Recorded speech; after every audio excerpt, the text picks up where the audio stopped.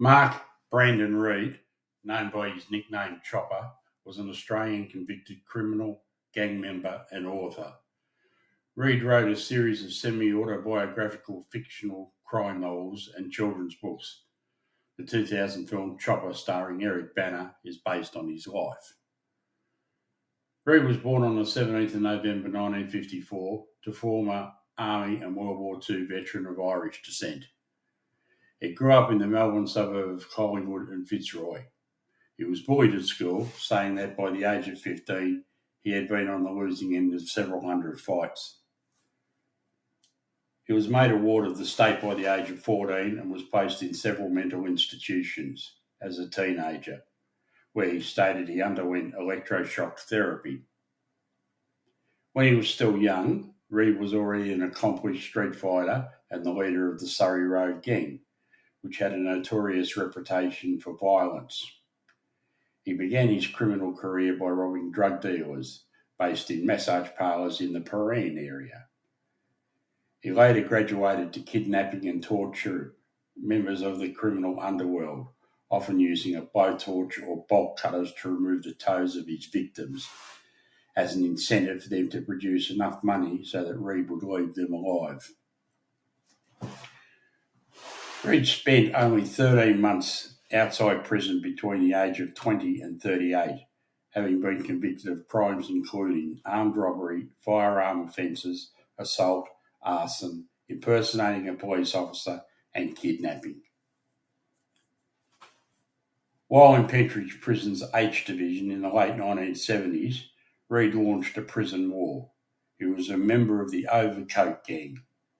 They wore long coats all year round to conceal their weapons. They were involved in several hundred acts of violence against a large gang during this period. Around this time, Reid had both his ears cut off by a fellow inmate so he could leave H Division. Reid was stabbed by members of his gang in a sneak attack when they felt that his plan to cripple every other inmate in the division to win the gang war in one fell swoop was going too far. Reid was serving 16 and a half year sentence after attacking a judge to get Jimmy Loughnan released from prison. Loughnan later died in the Jika fire at Pentridge in 1987. In the TV series Tough Nuts, Reid also spoke of his mid-1980s to early 1990s rivalry with Alphonse Gangitano. Reid explained that he had a disagreement with Gangitano regarding an elderly neighbourhood hero, whom Gangitano admired. It is alleged by Reid that Gangitano burst open a toilet cubicle door with a number of associates and began a serious assault on Reid, who made his escape, but not before smearing his faeces into Gangitano's face. Alphonse Gangitano would later be killed in 1998 by Jason Moran in the infamous Underworld killings. In 1992, Reid was convicted of shooting notorious biker Sid Collins in the chest. The incident took place in Reid's car, which was in the driveway of Collins' residence at Evandale, Tasmania. The bullet was recovered from the back seat of the vehicle, and Collins named Reid as the shooter. Pleading not guilty, Reid was convicted of committing an unlawful act intended to cause bodily harm, a downgraded charge from attempted murder, and sentenced as a dangerous criminal to indefinite detention. An appeal against the conviction was rejected by the Court of Criminal Appeal in August 1993.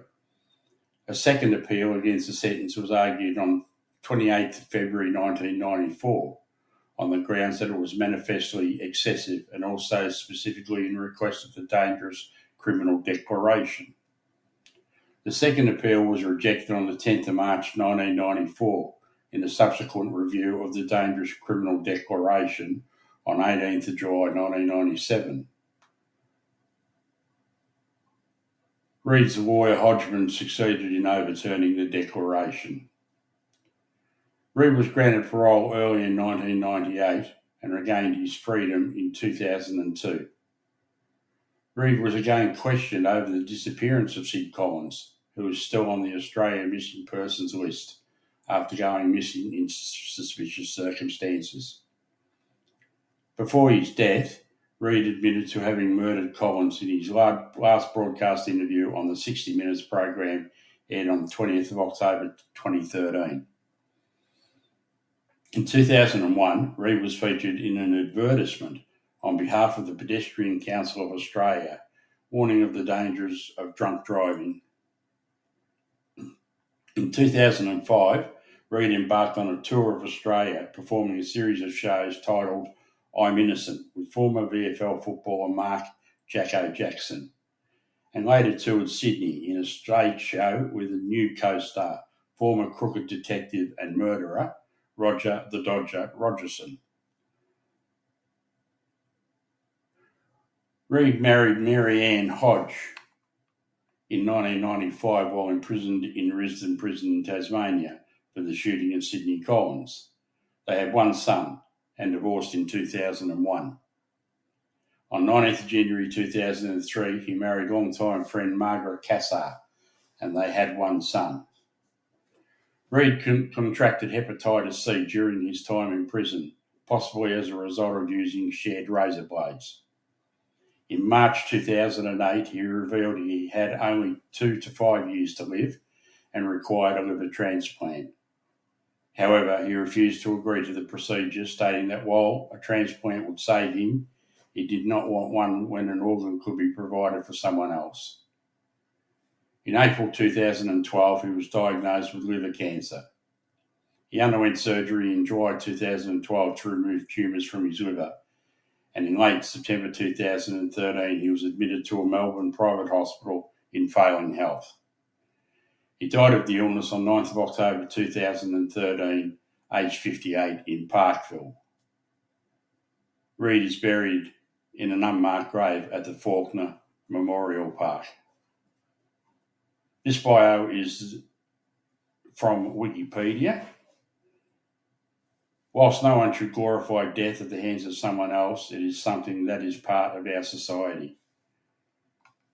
Chopper Reid's final interview, which aired on 60 Minutes, displayed a callous and cold-blooded murderer with a complete and utter lack of remorse. Until Reid's confessional, Chopper had never been convicted and therefore incarcerated for the act of murder. He had spent years behind bars for a litany of offences, including armed robbery, assault, arson, and kidnapping. His confessional from the grave identified 4 murders, one of which had been deemed a missing persons case. How much of Chopper Reid's story is fact and what is fiction, only Chopper Reid knows. Thanks for watching. Bye for now.